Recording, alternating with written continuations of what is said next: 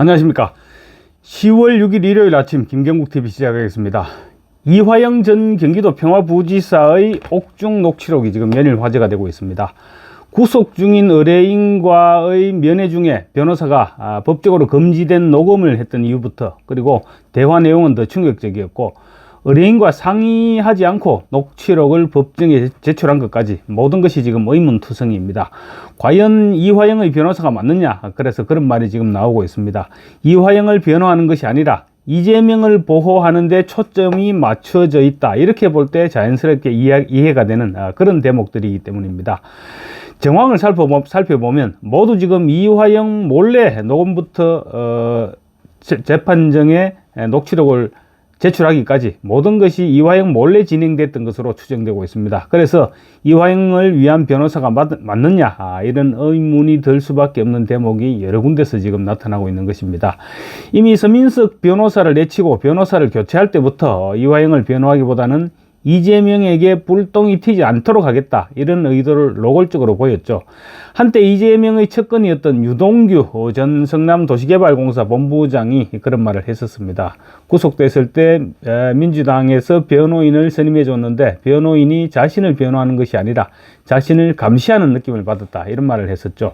변호사라는 사람이 유동규 자신을 변호하기보다는 유동규가 검찰에서 무슨 진술을 했는지 이런 부분을 꼬치꼬치 캐묻고 파악하고 감시하는 역할을 했고, 또 그래서 배신감을 느껴서 이재명에게 등을 돌렸다, 이것이 유동규의 주장이었죠.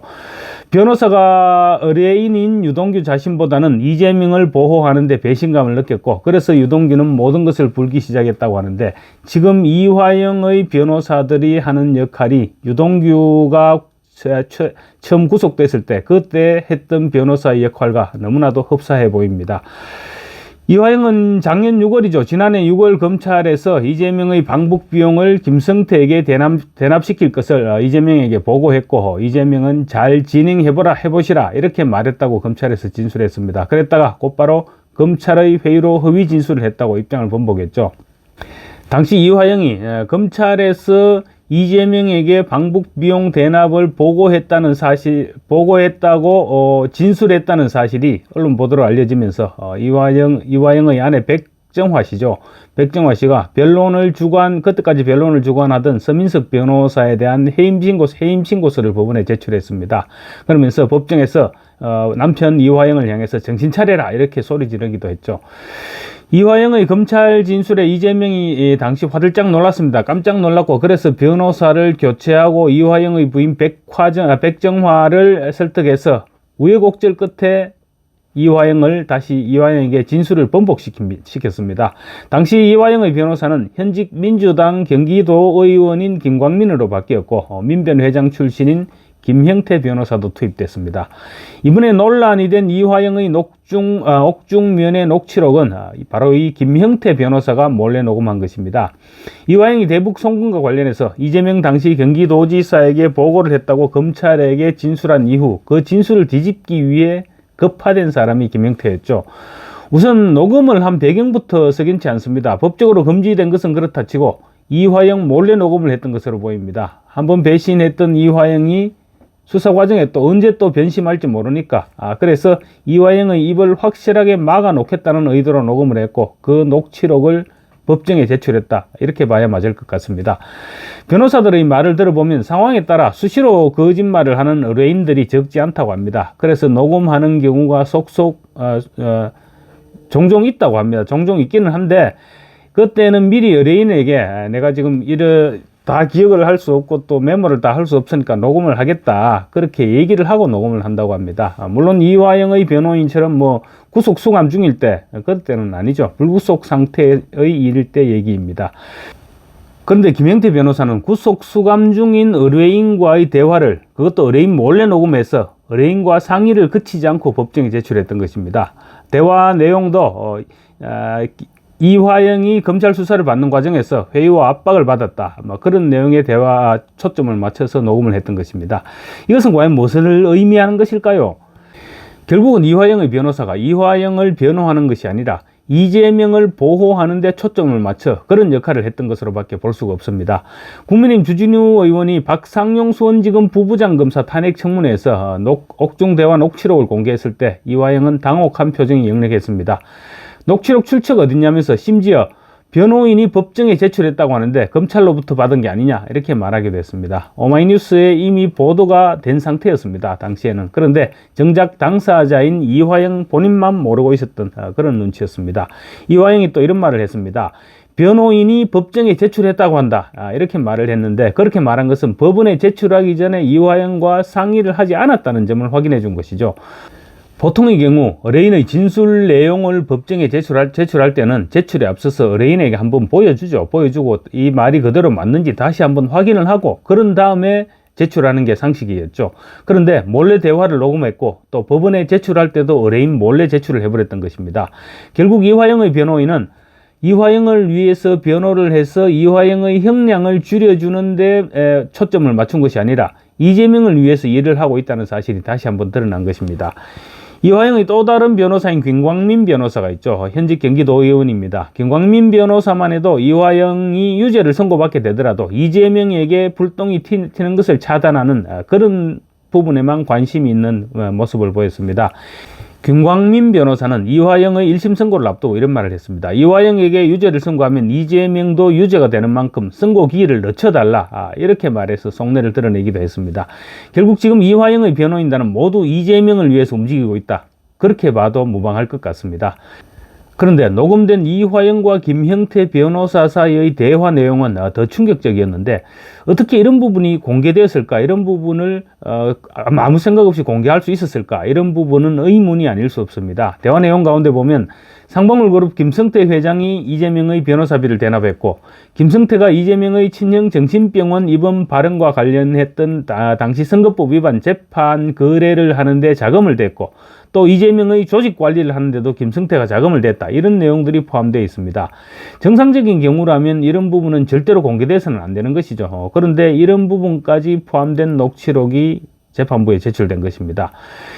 이화영이야 녹음한 사실조차 몰랐고 또 구속 수감 중이니 이화영이 흘린 것은 아니고 결국은 김형태 변호사 쪽에서 법원에 제출하고 언론 플레이를 하기 위해서 짜집기한 부분을 오마이뉴스에 제보했던 것으로 그렇게밖에 볼 수 없습니다. 그런데 사실 변호사비 대납이나 재판 거래, 정치자금법 위반 이런 내용들은 이화영에게 이로운 진술이 아니라 이화영에게 해로운 진술이죠. 그런 해로운 진술들이 담겨 있는 대화록을 그대로 재판부에 제출했던 것입니다. 이화영의 안위에는 관심이 없었던 것이죠.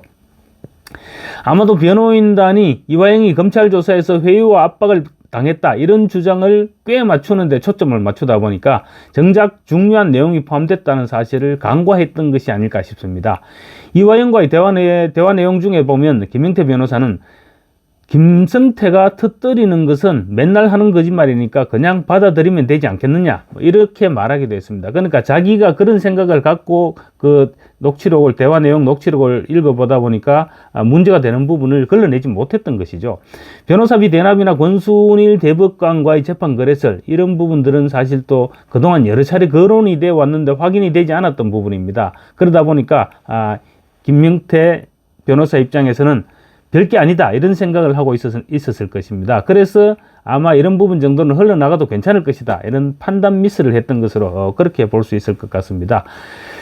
결국은 이화영을 변호하는 것이 아니라 이재명을 보호하는 데 초점을 맞추다 보니 베테랑 변호사인데도 불구하고 이재명에게 핵폭탄을 던지는 결정적인 실수를 했던 것입니다. 아마도 이화영 전 부지사 지난 2일이었죠. 국회 청문회 출석 이후 교도소로 돌아가서 분노감에 이를 갈고 있지 않을까 싶습니다. 이재명의 측근이었던 유동규 전 본부장도 그랬습니다. 대장동 사건 초반 김용이나 정진상 이런 이재명의 측근들로부터 심지어 상한 음식을 먹어라, 산속으로 들어가라, 핸드폰을 버려라 이런 온갖 지시를 받았고 결국 마지막에는 죽을 결심을 하면서까지 이재명을 보호하려고 했다고 합니다. 그럼에도 결국은 이재명 쪽에서 감시용 변호사를 보내는 것을 보고 이재명 일당으로부터 버림받았다 이런 사실을 알고는 그때부터 검찰 수사에 협조를 하기 시작했습니다. 이화영은 어떨까요? 이번 청문회 과정에서 이화영은 철저하게 고립되어 있다는 사실이 드러났습니다. 이화영이라고 못 느꼈을 리가 없습니다. 어떤 느낌일까요? 아마 제 생각에는 진작부터 알고는 있었을 것입니다. 그렇지만 이화영 역시 이재명을 보호하려면 자신을 지켜주지 않을 수 없을 것이라고 생각했을 것이고, 그래서 이재명 측에서 나를 이용하겠지만 나 역시 이재명 쪽을 이용해 먹겠다, 아마 이런 계산을 했을 것입니다. 그런데 이번에 그 계산이 틀릴 수도 있다, 어쩌면 벌써 틀렸다, 이런 사실을 알았을 것입니다.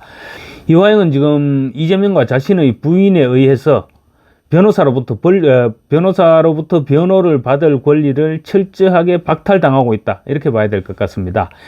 이제 한 달 조금 더 남았죠. 11월 15일과 25일 이재명의 1심 재판에서 유죄가 선고되고, 그러니까 이재명에게 실형이라든지 뭐 선거법 같은 경우는 100만 원 이상이겠죠. 그런 어쨌든 유의미한 유죄가 선고되고, 또 정치적으로 이재명이 회생하기 힘들어진다, 회생 가능성이 희박하다, 이런 선고가 내려졌을 때 이화영이 그때도 계속 버틸 수 있을까요? 이화영이 또다시 말을 번복하기에는 지금 이화영은 너무 멀리 간 것은 사실입니다. 멀리 간 것은 사실이지만 어쨌거나 이화영은 지금 자신의 신세가 거의 뭐 씹다 뱉은 껌, 이런 신세가 되어버렸습니다. 그런 신세가 된 이화영이 그 같은 상황을 그대로 받아들이고 조용히 교도소에서 9년 6개월을 보낼 것인지, 이런 부분은 좀 더 지켜봐야 될 것 같습니다. 감사합니다.